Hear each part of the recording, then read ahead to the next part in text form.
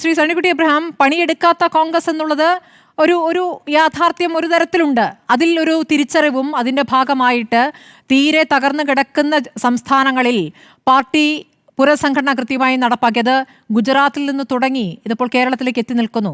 അങ്ങനെ പണിയെടുക്കുന്ന വർഷമായിട്ടാണ് ഈ വർഷം കോൺഗ്രസ് കണ്ടെത്തിയിരിക്കുന്നത്. ബീഹാർ ഒരൊറ്റ തെരഞ്ഞെടുപ്പേ ഉള്ളൂ. അതുകൊണ്ട് ഈ വർഷം പാർട്ടിയെ ഒന്ന് പുനരുജ്ജീവിപ്പിക്കുക, അതിലായിരുന്നു ഇപ്പോൾ കോൺഗ്രസ് നേതാക്കൾ എന്നാണ് ഞാൻ മനസ്സിലാക്കുന്നത്.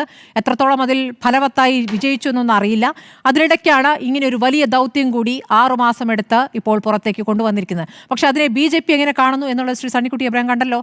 പോയി കോടതിയിൽ കേസ് കൊടുക്കൂ എന്ന് പറയുന്നതിൽ ഒരു ആത്മവിശ്വാസം, കോടതിയിൽ നിന്ന് മുമ്പ് അതിന് തൊട്ട് മുമ്പത്തെ ദിവസം ഇന്ത്യക്കാരനാണോ, ഇന്ത്യക്കാരനെങ്കിൽ ഇങ്ങനെ പറയുമോ എന്നൊരു പരാമർശമൊക്കെ വന്ന ഒരു പശ്ചാത്തലം കൂടി ഉണ്ടല്ലോ.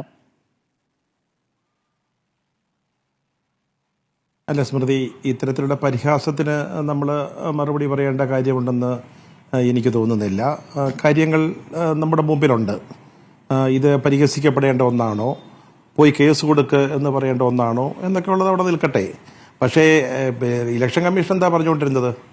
അതായത് സത്യപ്രതിജ്ഞയും കൂടെ എഴുതി ഒരു രൂപയുടെ റവന്യൂ സ്റ്റാമ്പ് ഒട്ടിച്ചൊരു അപേക്ഷയും കൊണ്ട് വരുന്നതാണല്ലോ പറഞ്ഞത്.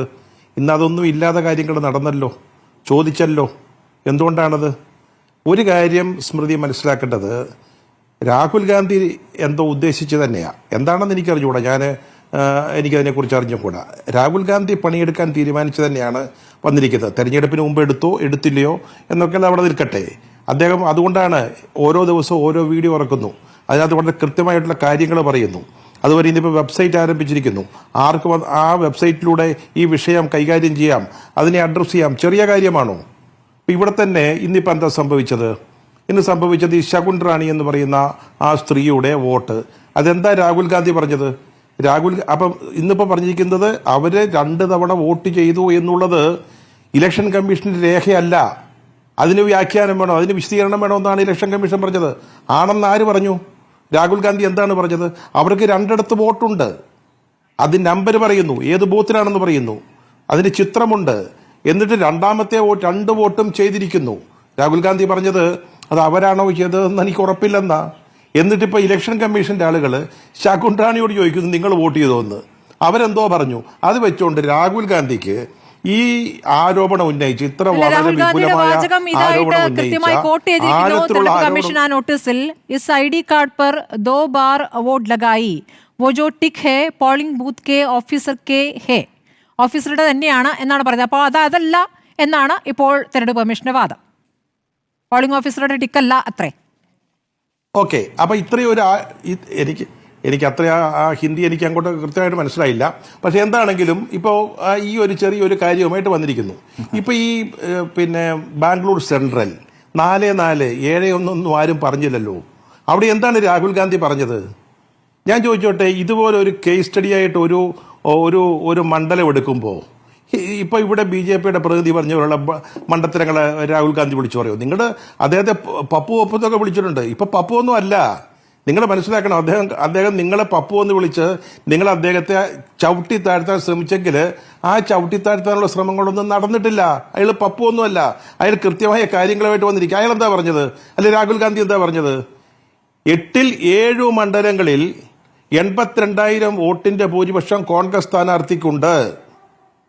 മനസ്സിലായോ?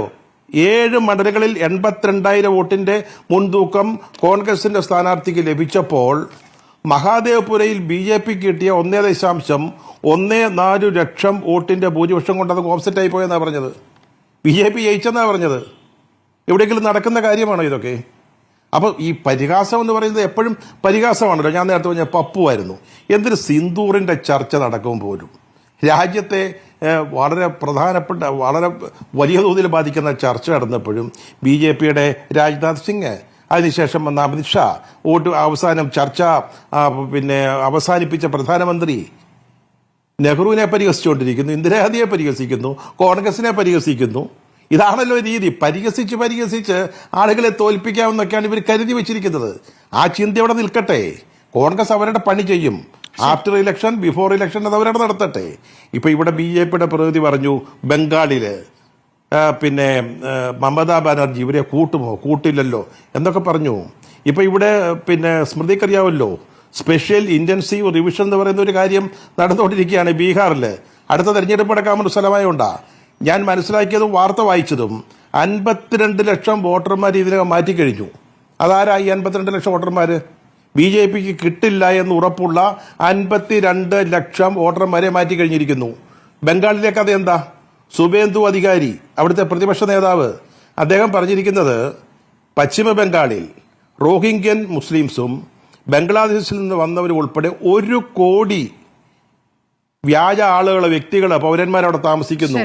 അവരാരെങ്കിലും ഈ പത്രികയിൽ അല്ലെ വോട്ടർ പട്ടികയിൽ വന്നാൽ ഞങ്ങൾ സമ്മതിക്കില്ലെന്നാ. അവരുടെ ഉദ്ദേശം എന്താ? ഈ കാരണം പറഞ്ഞ് അവിടെ പരമ്പരാഗതമായിട്ട് പിന്നെ തൃണമൂൽ കോൺഗ്രസ് കിട്ടുന്ന മുസ്ലിം വോട്ടുകൾ വോട്ടർ പട്ടികയിൽ നിന്ന് എടുത്തു കളയാനുള്ള പരിപാടികൾ നടന്നുകൊണ്ടിരിക്കുക. നിങ്ങളെന്താ ധരിച്ചു വെച്ചിരിക്കുന്നത്? ഈ പിന്നെ പൗരത്വ ഭേദഗതി നിയമമൊക്കെ വെറുതെ കൊണ്ടുവന്നതാ? അതെ, അപ്പോൾ അതുകൊണ്ട് ഇപ്പോൾ തൃണമൂൽ കോൺഗ്രസ് ഇന്ത്യ മുന്നണി എന്ന രൂപത്തിൽ തന്നെ ഐക്യപ്പെടുന്നു എന്നുള്ളതാണ് മനസ്സിലാക്കേണ്ടത്.